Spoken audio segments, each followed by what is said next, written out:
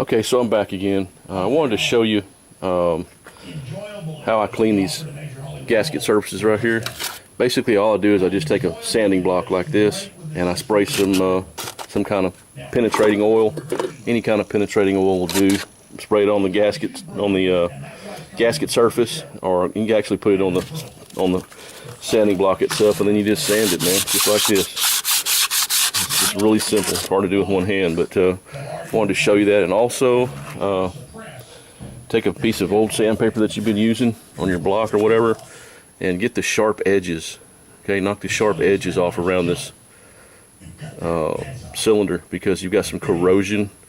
And don't sand it down. I mean, just knock the corrosion off, and knock the sharp edge off of it all the way around, and that'll help keep the corrosion down on this thing.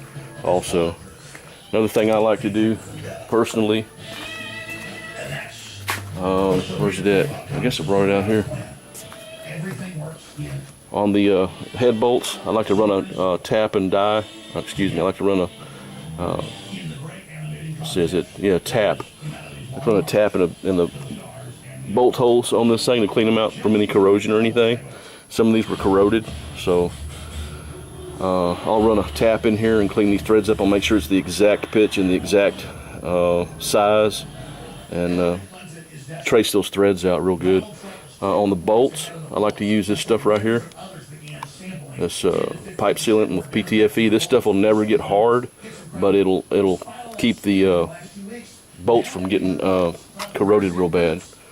So that's something you might want to think about doing too. I don't like using silicone or any of that stuff. I like to use that pipe thread. Works real well. Keeps it from corroding and seals the water out of it. So, all right, guys. So that's where I'm at. I guess I'm out again. Bye. Okay, so I need to show you guys this right here. The reason it's so important to clean these surfaces is a lot of times, let me get a zoom in here, a lot of times you can find pits along here, and these pits will lead to gasket failure. You know, if this pit corrosion goes like all the way across, then I would have to take this engine completely apart and mill the block to get rid of all that corrosion. I found a couple of places that they're tiny, but nonetheless it's corrosion. But see if I can zoom this in where I can see it too. Anyway, I think you can see the corrosion. Where's my finger at? Right in this area. Well, yeah, you can see the corrosion. Okay, and what it did, that's what I was talking about, cleaning that area around the sharp edges of the block, the cylinder bore, so that you can find this kind of stuff. Okay, and what I've done is I've taken some industrial epoxy, metal epoxy, and I've put it in this area right here. And then what I will do is I'll come back and I'll block sand this down so that it's flush with the gasket surface, and that will take care of that problem. It's not going to come off. It's not going to cause any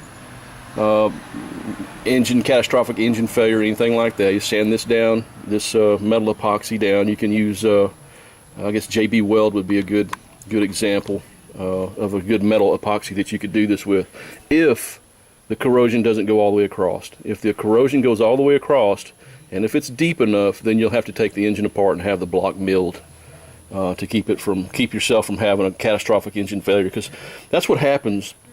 90% of these engines that fail, that seize up, that have huge internal engine problems, this is what happens, is that engine gets into the cylinder. And it doesn't take but one time, guys. It doesn't take but one time for water to get into the cylinder. And when that happens, and you turn this engine off and it sets for 10 hours, then this engine is going to be seized up completely. It's going to be worthless. So those are some of the things that you have to look for when you're doing this kind of stuff. Is clean this gasket surface really well, and you look for.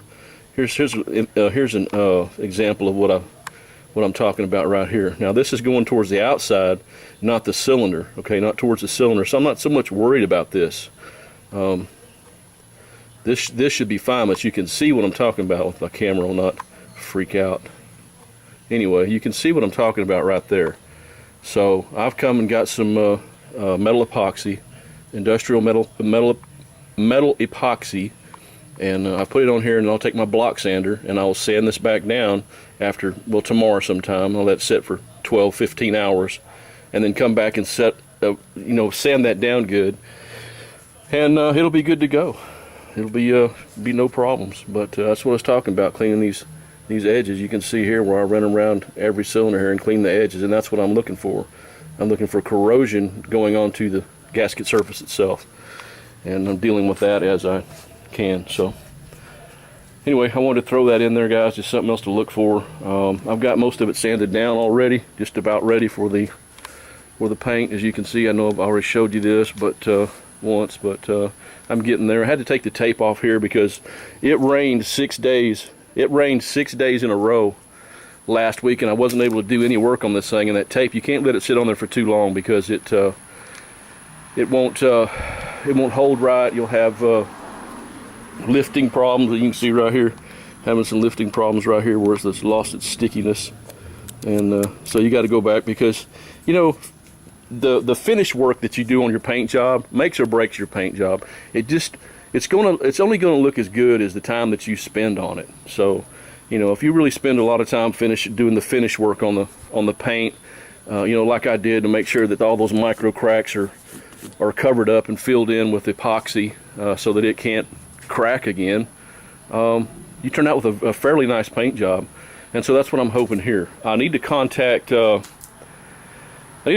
Rust-Oleum and talk to them, because I'm thinking about using their industrial enamel on the side of the boat, not on the hull, not on the very bottom.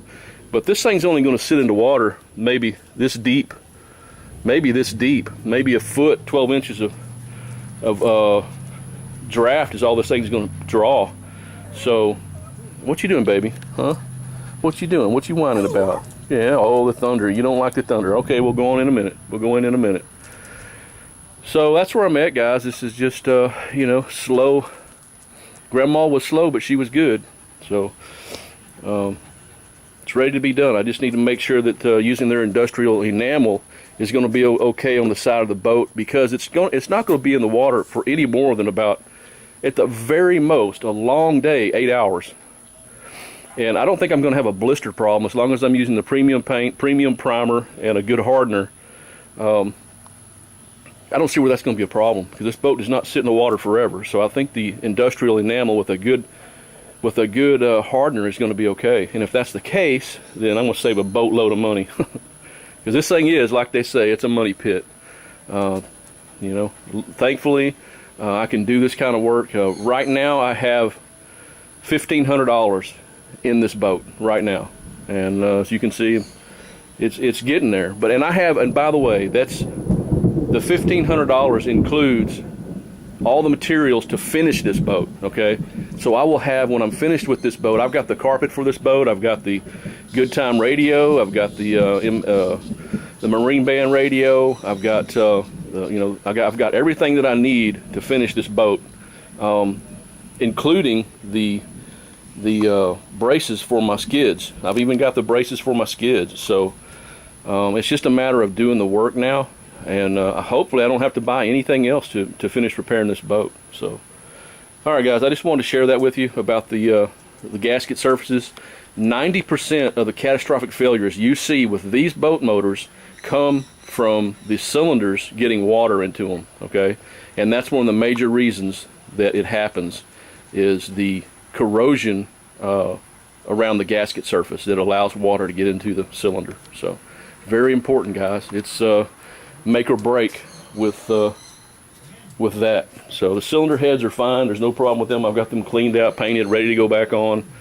I just need to let this sit for 24 hours, and then tomorrow, hopefully I can come out here and put the heads on. I've got the bolt pattern, the Titan pattern. I do need to find out what the torque is.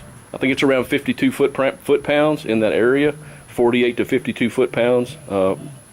From looking at the size of the bolt and my experience that I have doing this type of work, it's going to be between 45 and 55 foot-pounds. So that's what we're looking at. We're just about there. It's just a matter of putting this thing back together and doing it right. So not getting in a hurry.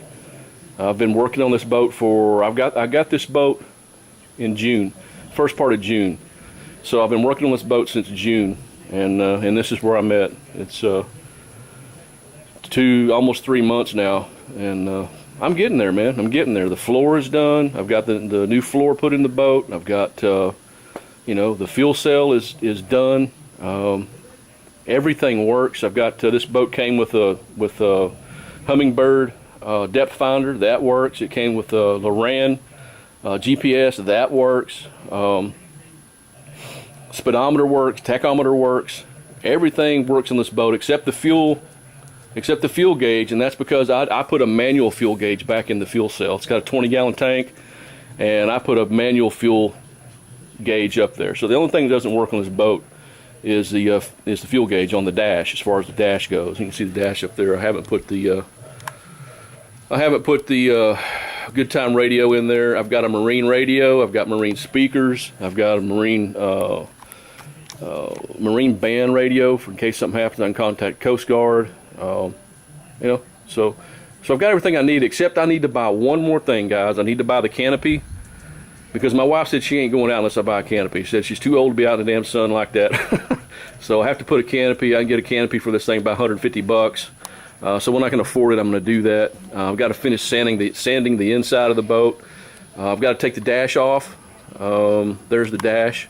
I got to take the dash off and reupholster the dash, and that's it, guys. And then I'll be putting the paint on this thing. I'm going to do roll and tip. I think I'm going to do roll and tip. It depends on what Rust-Oleum tells me with their industrial paint. Completely depends. If I can spray that enamel on the sides of this thing, then I'm going to be in great shape, man. I'm going to be in excellent shape. I'll be ready to put this thing in the water, hopefully by the new year. So, all right, that's all I got for now, guys. It's fixing to rain again. It has done nothing but rain. Like I said, it rained 6 days in a row. Last week I was only able to work on this thing Monday, Tuesday, and Wednesday, and then today it's starting to, you know, rain, so I really can't do any fiberglass work or anything like that. Really can't work on the engine. I'm fixing to cover the engine back up. I can't do any painting, obviously, although I'm not ready to paint. I have to do a finished sanding. So, all right. So anyway, that's where I'm at, guys. Everybody have a great day, and as I go here, I'll make these videos. Peace, and I'm out.